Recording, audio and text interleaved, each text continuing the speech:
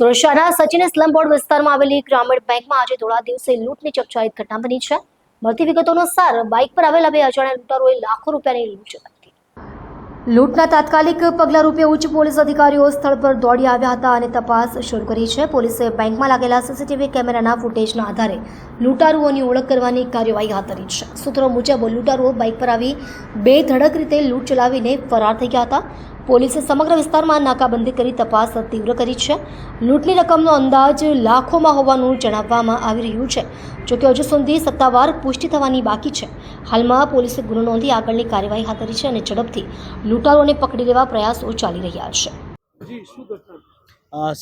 સુરત શહેરના સચિન પોલીસ સ્ટેશનમાં 12:30 વાગ્યાના સુમારે સ્વસ્તિક કોમ્પ્લેક્સમાં ગુજરાત ગ્રામીણ બેંકમાં એક અજાણ્યા ઈસમ આવી પિસ્તોલ જેવું હથિયાર બતાવી અને જેના કર્મચારી હતા બે એને એક રૂમમાં પૂરી 4,75,000 રૂપિયાની લૂંટ કરી નીકળી ગયેલ છે. તો એ બાબતે અમે અત્યારે તાત્કાલિક સ્થળ પર પહોંચી અલગ અલગ પોલીસ કર્મચારી અધિકારીઓની 5 ટીમો બનાવી આરોપીને શોધખોળ કરવાની પ્રયત્નો ચાલુ કરી દીધા છે. ટૂંક જ સમયમાં અમે આરોપીને હસ્તગત કરી લઈશું.